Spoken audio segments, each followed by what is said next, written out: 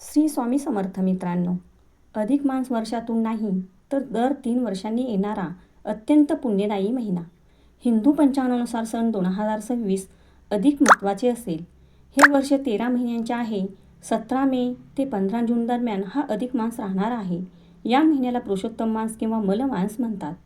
हा पुरुषोत्तम महिन्यातील काळ अत्यंत धार्मिक, पुण्यशील, महत्त्वाचा मानला जातो.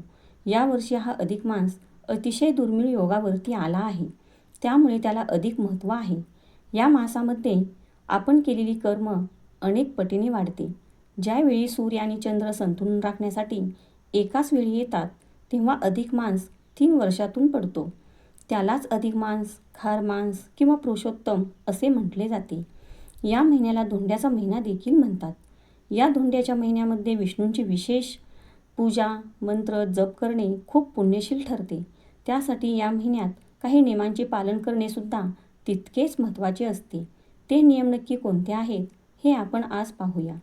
या महिन्यात केलेले काही दान तुम्हाला अपार पुण्य देतात, तर काही चुका आयुष्यभराचे नुकसान करू शकतात. आज मी तुम्हाला सांगणार आहे, अधिक मासात कोणती दाने सर्वश्रेष्ठ मानली जातात किंवा कोणती दाने टाळावीत आणि अधिक मासातील असे कोणते नियम पाळावेत.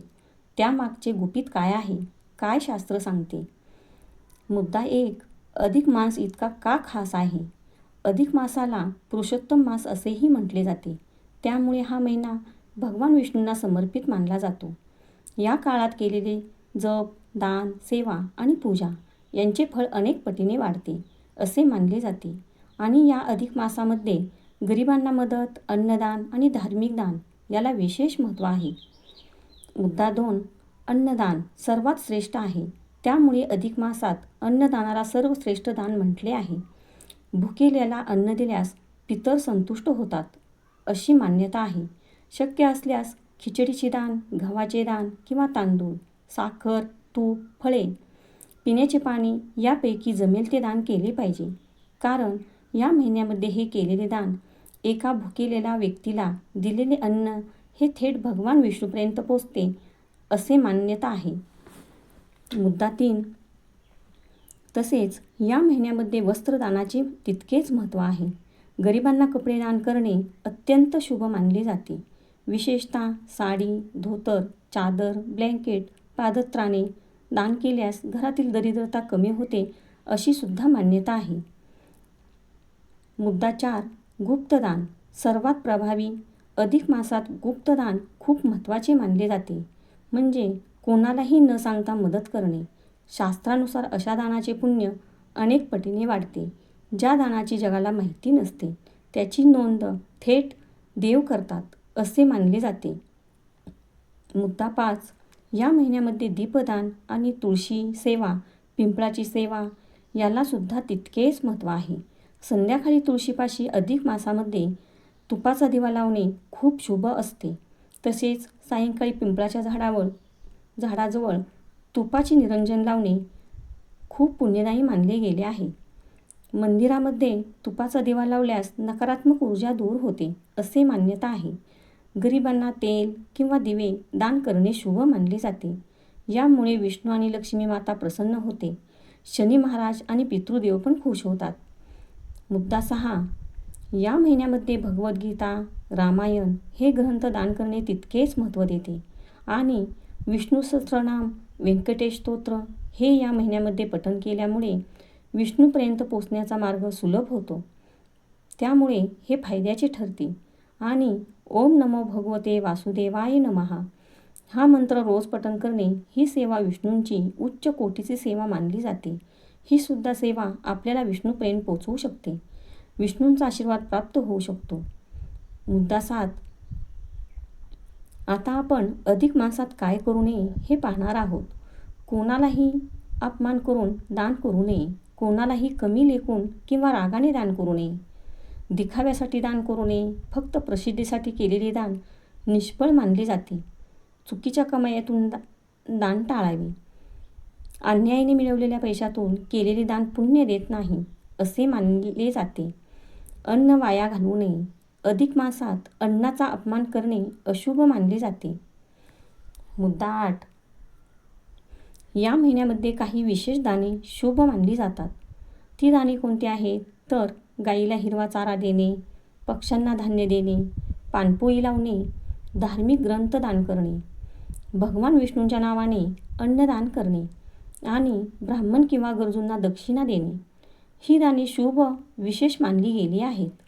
अधिक मासामध्ये मांसाहार करणे टाळावे. सात्विक आहार घेणे आपल्या हिताचे ठरते. अधिक मास हा फक्त एक महिना नसून पुण्य कमावण्याची मोठी संधी मानली जाते. या महिन्यामध्ये केलेले छोटेसे दानही भविष्यात मोठे फळ देऊ शकते, असे शास्त्र सांगते. तुम्ही यापैकी कोणते दान करू शकता ते कमेंटमध्ये नक्की सांगा. आता आपण एक महत्त्वाच्या रूढीकडे वळणार आहोत. ती वर्षानुवर्ष चालणारी रूढ म्हणजे अधिक मासामध्ये जावयाला विशेष मानाने बोलावून दान का दिले जाते? का ही परंपरा वर्षानुवर्ष चालत आली आहे? फक्त परंपरा की यामागे आहे मोठे धार्मिक गुपित? जावयाला दिल्या जाणाऱ्या वाण, वस्त्र, अन्न आणि दक्षिणेचे शास्त्रीय महत्त्व काय? तर मुद्दा 1, अधिक मासामध्ये जावयाला मान देणे म्हणजे विष्णू आणि लक्ष्मी मातेलाच मान सत्कार करणे. भारतीय परंपरेत जावयाला विष्णूचे रूप मानले जाते आणि मुलीला लक्ष्मी मातेचे. मुलगी आणि जावई पूजणे म्हणजे साक्षात लक्ष्मी नारायणीची पूजा करणे होय. अधिक मास हा भगवान विष्णूंना समर्पित असल्यामुळे जावयाचा विशेष सत्कार केला जातो. मुलगी आणि जावई सुखी राहावेत, संसारामध्ये भरभराट व्हावी यासाठी हे दान केले जाते. जावयाचा सन्मान म्हणजे स्वतःच्या मुलीच्या सुखासाठी केलेली प्रार्थनाच मानली जाते. मुद्दा 2, जावयाला काय दान दिले जाते? तर पारंपरिक दाने ती कोणती आहेत? तर नवीन कपडे देऊ शकतो किंवा धोतर, शर्ट, फळे, मिठाई, दक्षिणा, तांदूळ, तूप, धान्य किंवा नारळ अशा पद्धतीने मान दिला जातो. बऱ्याच ठिकाणी सोन्याची वस्तू किंवा चांदीचे नाणेही दिले जाते.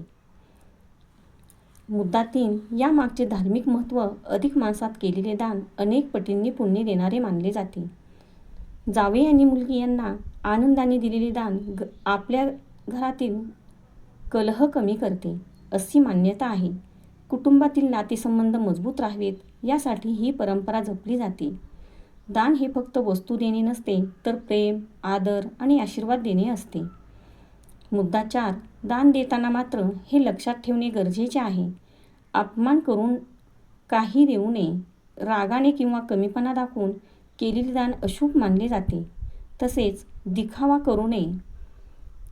फक्त लोकांना दाखवण्यासाठी केलेला सत्कार निष्फळ मानला जातो. हे दान आनंदाने आणि श्रद्धेने द्यावे.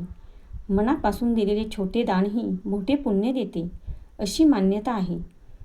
अधिक मासामध्ये जावयाला दिला जाणारा मान हा केवळ रिवाज नसून तो मुलीच्या सुखासाठी, कुटुंबाच्या आनंदासाठी आणि भगवान विष्णूंच्या कृपेसाठी केलेला शुभ संस्कार मानला जातो. शास्त्रानुसार अनारसे, निरंजन आणि विशेष वाणही दिले जाते. पण यामागचे खरे धार्मिक कारण काय आहे हे फार कमी लोकांना माहिती असलेले गुपितच. मुद्दा 1, अनारसे का दिले जातात बरं? तर अनारसे हे तांदूळ, गूळ आणि तुपापासून बनवले जातात. तांदूळ हे लक्ष्मीचे प्रतीक मानले जाते. गूळ म्हणजे गोडवा आणि नात्यातील प्रेम. तूप हे पवित्रता आणि समृद्धीचे प्रतीक. म्हणून जावयाला अनारसे देणे म्हणजे संसार गोड राहो, धनधान्य वाढो, नात्यात प्रेम राहो असा आशीर्वाद दिला जातो. अनारसे हे फक्त गोड पदार्थ नसून संसारातील गोडव्याचे प्रतीक मानले जाते. हे अनारसे 33 देण्याची पद्धत आहे किंवा बताशे पण दिले जातात. पण तेही 33 दिले जातात कारण हा महिना विष्णूंना समर्पित आहे. मुद्दा 2, जावयाला निरंजन का देतात बरं? निरंजन म्हणजे दिवा किंवा ज्योत. हिंदू धर्मात ज्योत ही लक्ष्मी आणि शुभतेचे प्रतीक मानले जाते. जावयाला निरंजन देणे म्हणजे त्यांच्या घरात सुख, समृद्धी राहो, अंधकार दूर हो, जीवनात तेज आणि यश वाढो अशी शुभ भावना व्यक्त केली जाते. मुद्दा 3, अधिक मासाशी याचा संबंध काय आहे बरं? तर अधिक मास हा भगवान विष्णूंचा महिना मानला जातो. या महिन्यात दिलेले दान अनेक पटीने पुण्य देणारे मानले जाते. मुलगी जावयाचा सत्कार केल्याने कुटुंबात आनंद आणि सौख्य टिकते अशी श्रद्धा आहे. कारण मुलगी आणि जावयाचा सत्कार किंवा पूजा करणे म्हणजे साक्षात लक्ष्मी नारायणाची पूजा करणे असा त्याचा अर्थ होतो. म्हणजे प्रत्यक्ष मुलगी आणि जावई लक्ष्मीनारायणाचाच जोडा असतो.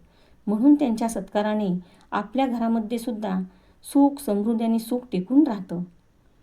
मुद्दा 4. हे दान आपण मुलगी आणि जावयांना प्रेमाने आणि आदराने द्यावे. दानामध्ये भावना महत्त्वाची मानली जाते. शक्य असल्यास तुपाचा दिवा द्यावा.